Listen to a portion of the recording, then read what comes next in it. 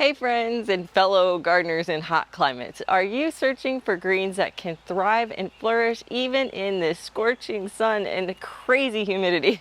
Well, get ready. We're going to explore a few different varieties of tropical greens that are perfect for your garden. And in this video, I'm going to be taste testing an assortment of greens that can handle the heat, including Swiss chard, red Malabar spinach, red Russian kale, Kiko's crump, cranberry hibiscus, Chinese amaranth, Ethiopian kale, and Egyptian spinach. Just because we can grow them doesn't mean that they're going to be good. So let's see which ones make the cut and which ones kind of fail the taste test. Let's dive right in. All right, so I have a bowl of water to help clean because growing greens during the summer means that there are going to be a lot of bugs. And I don't really want to eat any bugs. Okay, so we're gonna start off with, I'm gonna start at the lowest part of my arrow garden. The lowest part of my arrow garden is the Ethiopian kale, which I have had year and year again. This is a very young one. I have some older ones over in my bed, but I figure we're over here, so we're gonna take one of the younger ones. So you can see the leaf is more like a loose leaf lettuce. It's thin like a loose leaf lettuce. It's not super crisp like a romaine.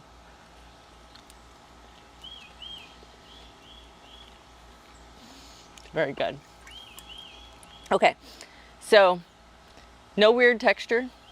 It's very much like maybe like a butter lettuce, not like a straight loose leaf, because a straight loose leaf is, you know, very soft, and this one actually has a little bit of crunch to it, which I forgot about that. Taste-wise, it's very neutral. It has a tiny bit of like that grassy kale aftertaste, and it's more like a dinosaur or a lacinato kale rather than like a curly kale or even a red Russian kale. So very much like the dinosaur kale. So I like that one, and that's why I've grown it year over year. Now let's try the ruby red Swiss chard. I'm not the biggest fan of Swiss chard, but maybe I'm wrong. I haven't had it in a while. We're gonna try leaf side first.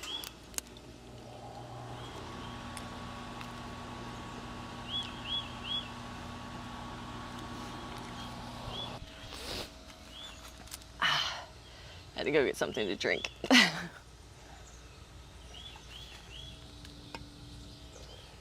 That one's rough.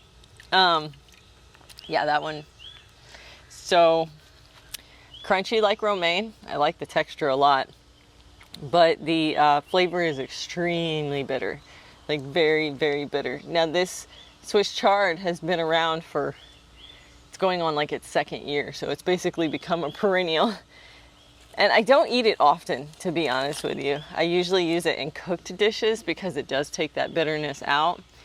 So raw, not so much. It is right off that first bite, it is bitter. It is very bitter. It is bitter and it's grassy, and it's, I mean, the texture is good, but that's about all I can say about that one. Not so great. All right, next one up is this guy right here, and this is the Chinese amaranth. Now I've grown amaranth in the past. Not this variety though, so I'm excited. And I remember it having a pretty neutral flavor. This one is, look at the color. The color is so pretty. It's got like these red veins and then the green leaf. And it's got that soft, loose leaf lettuce texture. That's very nice. It's basically like the Ethiopian kale, except towards the end it has a bit more of a bitterness, or like a, not even bitter, more like a peppery taste, I would say. It reminds me a little bit more of curly kale, but not as intense. It definitely has that super grassy texture towards the end of the taste. So not bad.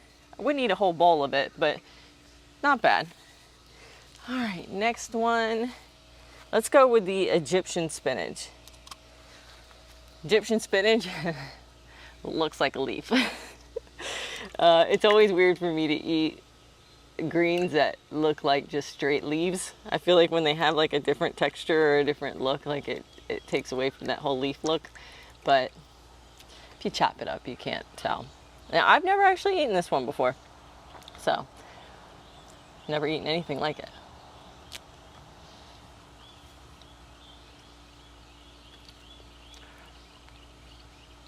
That one's nice. That's good. That I actually would eat more of. Wow.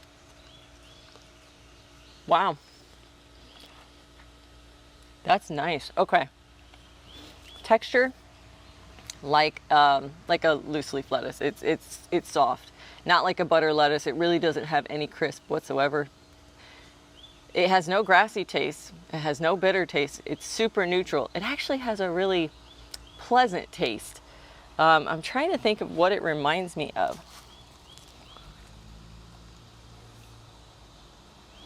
It reminds me of some kind of green. It reminds me of those butter lettuces that you can buy in the grocery store that are the hydroponic kinds, where they're in like a clamshell box. It reminds me of that.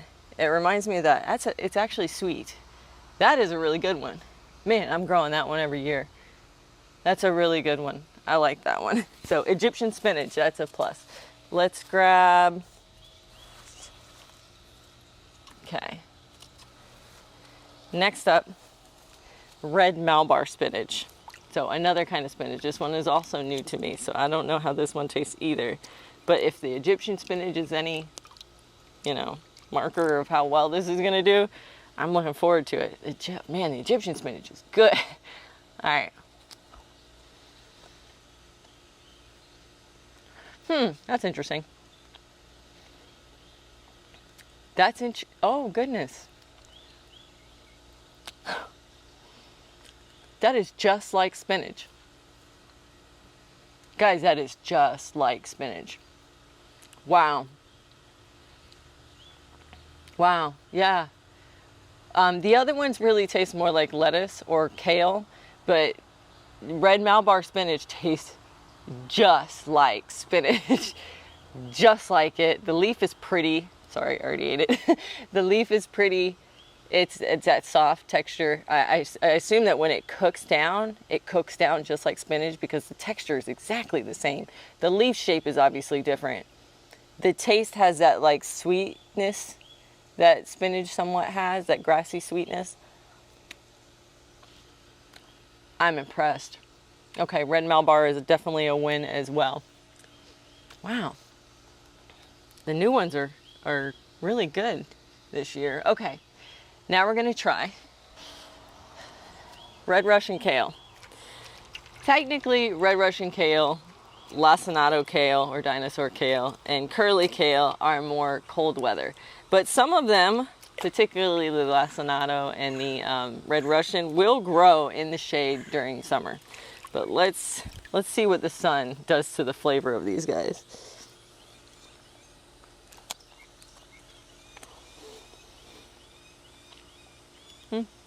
That's nice. That's nice. Yeah, actually it doesn't bother the flavor at all.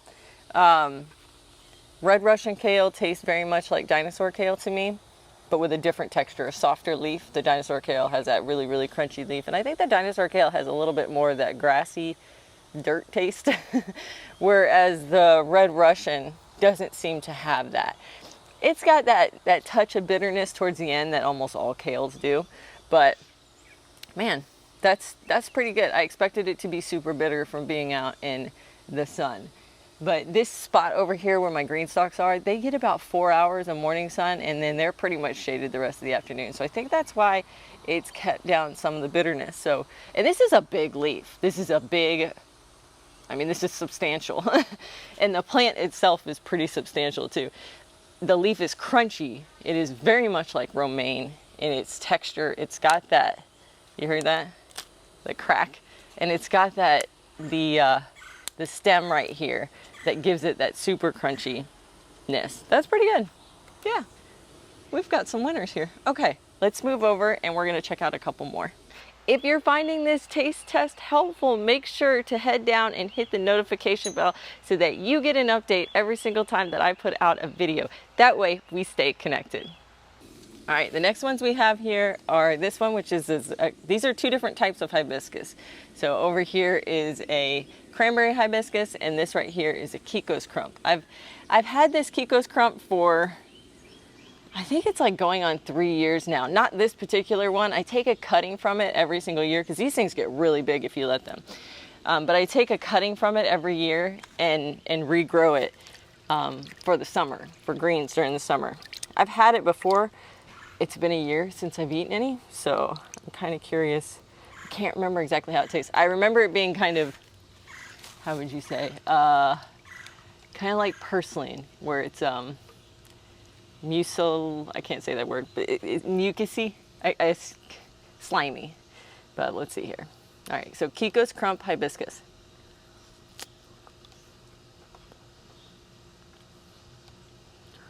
Man, I remember why I like it. Yeah, that's good. Texture is a little weird. It's almost got like a slight furriness. Furry. It's a little, the leaf isn't really furry, but when you eat it, it has like a spiky, furry type texture. Crunchy. It's got a good crunch. The leaf holds together. I mean, I'm pulling it and it barely breaks. So a lot of the times what I've used this for in the past are like lettuce wraps. It's really good for that because it's got like a thick yet thin leaf. It's a thin leaf, but it's very strong, right? So it doesn't pull apart really easy. So that's what makes it a really great lettuce wrap. Flavor-wise, very neutral. The leaf is very pretty. You're going to get a substantial amount. The more you cut this thing, the more it's going to bush out and get bigger. So the more you take these off and put them in your salads or as your wraps, and these leaves get much bigger than this. This is actually fairly small. They can get really, really big if you let the plant get really big. I keep them pretty small. Neutral taste. Very neutral. A little bit sweet. Tiny amount of grassy. Small amount. It's very good. It is a little, I don't want to say slimy because it's not slimy.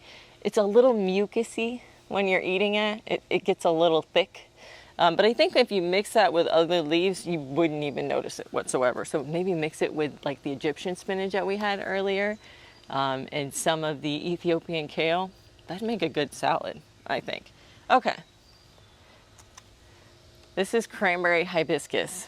I know I like this one. I've had this one so many times. Now, probably the weirdest part about this one is the shape and color of the leaf, right?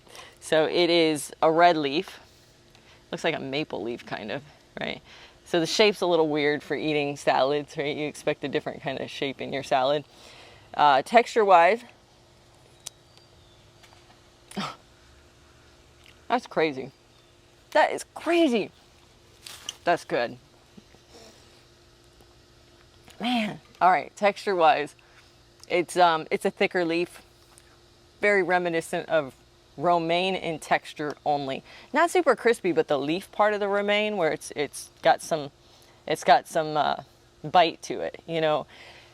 Not the rib, because the rib isn't present, so you're not getting that super big crunch. But let's talk about the taste. That is crazy. All right. Citrusy, intensely citrusy, intensely lemon, but not bitter like a lemon. They call it cranberry because it has that cranberry tang to it, but not really. No, it's sweet too. It's good. It's almost like an orange and a lemon had a baby. And it's intense. It's not like a mild taste. It's not mild. It is intense. It is strong. And that is really good. You don't even need salad dressing, guys. You don't even need salad dressing with these. That is crazy. They're so good. Thanks so much for hanging out with me today as we taste tested a bunch of these greens. I hope that this taste test helped you figure out what kind of greens you want to grow in your garden during the summer so that you can have greens all year round. If you want to watch more of my videos between now and my next upload, I'm going to pop those up now. Happy gardening, guys!